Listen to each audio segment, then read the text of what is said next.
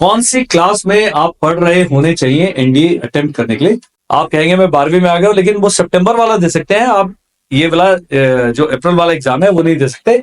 बहुत लोग हैं जो एनडीए से निकाले जा चुके हैं डिसिप्लिन करके, लैक ऑफ ओएलक्यू करके, और उनके ऊपर ऐसे इल्जाम लगे हैं कि मिनिस्ट्री ने उन्हें परमानेंट डिबार कर दिया है कि आप सेना में जाने लायक नहीं है।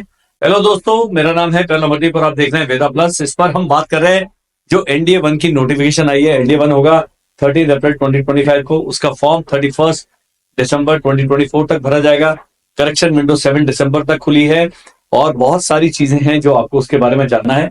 तो आपने कुछ नहीं करना, आपने यूपीएससी की वेबसाइट पे जाना है और एनडीए की एक्टिव एग्जामिनेशन में जो है एनडीए 1 2025 का जो नोटिफिकेशन आया है उसको डाउनलोड करना। पीडीएफ फॉर्मेट में 80-85 पेज का भारी भरकम डॉक्यूमेंट है। तो उसके लास्ट के 30-40 पेज हैं वो केवल मेडिकल इंफॉर्मेशन पर, और जो काम का है, एलिजिबिलिटी है, पेपर पैटर्न है, सिलेबस है, सब पहले वाले पेजेस में है। तो उसमें जो रेलेवेंट चीजें हैं हम इन वीडियोस के थ्रू आप तक पहुंचा रहे हैं, क्योंकि ये सब स्टैटिक रहे, अभी है बाद में है। आप 2027 में एनडीए के लिए एलिजिबल हैं तो भी ये वीडियो आपके लिए उतना ही रेलेवेंट रहेगा। तो इसमें हम बात करेंगे कौन सी क्लास में आप पढ़ रहे होने चाहिए एनडीए अटेम्प्ट करने के लिए। जैसा आप जानते हैं एनडीए जो है साल में 2 बार होता है। एनडीए 1 जो है वो होता है अप्रैल में और एनडीए 2 होता है सितंबर में।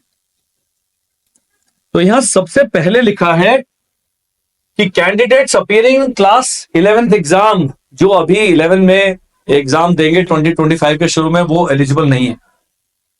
आप कहेंगे मैं 12वीं में आ गया हूं, लेकिन वो सितंबर वाला दे सकते हैं आप। ये वाला जो अप्रैल वाला एग्जाम है वो नहीं दे सकते। Those candidates who have yet to qualify in 12th class or equivalent examination and are allowed to appear in the UPSC examination should note that this is only a special concession given. NDA जब आप join करते हैं तो आपको 12वीं पास होना है। आप बोलेंगे जी मैं अप्रैल वाला एग्जाम दे रहा हूं, मैं अभी मैंने 12वीं का भी एग्जाम दिया है, उसका रिजल्ट नहीं आया। तो आपने क्या करना है, 15 दिसंबर 2025 से पहले, क्योंकि ओपन स्कूल वगैरह उनका सिस्टम थोड़ा सा अलग, 15 दिसंबर 2025 से पहले आपने एनडीए में प्रूफ जमा कर देने हैं आर्मी हेडक्वार्टर्स में कि भैया हमने एग्जाम पास कर दिया। तो जो अभी 12वीं में जाएंगे 2025 में शुरू में अप्रैल में वो सितंबर वाला जो एनडीए 2 है उस एग्जाम के लिए एलिजिबल होंगे, क्योंकि उनकी टर्म स्टार्ट होगी जुलाई 2026 में और 15 दिसंबर 2026 को उनको जमा करना पड़ेगा 12th पास होने का प्रूफ, लास्ट डेट। तो ये थोड़ी सी चीजें हैं जो आपको जानना जरूरी है। अब कह रहे हैं candidates who are debarred by the minister of defence for holding. बहुत लोग हैं जो एनडीए से निकाले जा चुके हैं डिसिप्लिन करके, लैक ऑफ ओएलक्यू करके, और उनके ऊपर ऐसे इल्जाम लगे हैं कि मिनिस्ट्री ने उन्हें परमानेंट डिबार कर दिया है कि आप सेना में जाने लायक नहीं है। वो लोग अप्लाई नहीं कर सकते, ना ही करिए। जिन लोगों ने सीपीएसएस या पीएबीटी पहले दिया है, पास कर लिया, तो वो दोबारा नहीं देना था। एक बार उसमें फेल हो गए तो आप एनडीए के थ्रू फ्लाइंग ब्रांच के लिए अप्लाई नहीं कर सकते, आप केवल ग्राउंड ड्यूटीज वाली ब्रांचेस में जा सकते। तो एलिजिबिलिटी के बारे में, कौन सी क्लास में बच्चा पढ़ रहा होना चाहिए, वो जानना जरूर। अब एनडीए की तैयारी कब से करी जाए? आज से। अगर आपका बच्चा 9th और 10th में है, 9th में है तब भी शुरू कर सकता है। वो 2 साल में जीएटी का बहुत बड़ा पोर्शन कवर हो जाता है, और फिर जब 11th 12th में बच्चा जाता है तो हम फिजिक्स, केमिस्ट्री, मैथ पर फोकस कर सकते हैं।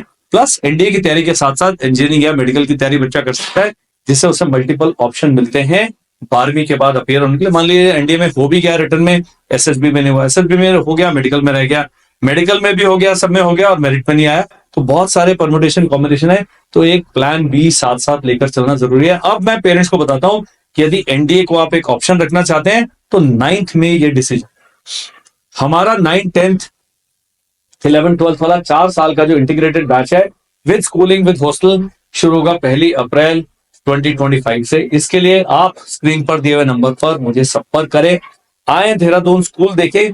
कोई आपके ऊपर बाध्यता नहीं है कि आप आ गए, हमसे मिल लिए, हमारे साथ चाय पी लिए तो आपने एडमिशन दे, कुछ नहीं। मेरे पास देहरादून में जो भी आता है मैं कहूंगा भाई 3-4 और इंस्टीट्यूट देख के आए और तब अपना डिसीजन ले कि हमें कहाँ बच्चे को पढ़ाना है।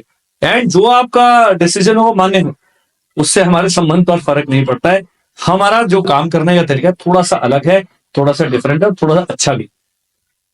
जब आपने केवल एनडीए और एनडीए पर फोकस रखना है तो 11वीं 12वीं तक का समय दीजिए। 12th में आने के बाद डिसीजन लेना बहुत ज्यादा प्रेशर क्रिएट कर देगा, क्योंकि 12th पासिंग आउट ईयर है, स्कूल छोड़ने का साल है, और बोर्ड एग्जामिनेशन का, बोर्ड के अपने कमिटमेंट्स होते हैं, सीबीएसई के फॉर्म भरे जाते हैं, उनके प्री बोर्ड होते हैं, प्री बोर्ड 1 प्री बोर्ड 2 होता है, तो बच्चे के ऊपर साइकोलॉजिकल प्रेशर बहुत ज्यादा होता है। और मैं चाहूंगा कि जब बच्चा 11वीं में डिसाइड कर लेता है, वो जो सितंबर का एनडीए एग्जाम देके उस पर, उसके बाद केवल बोर्ड एंड बोर्ड एग्जाम पर फोकस करे।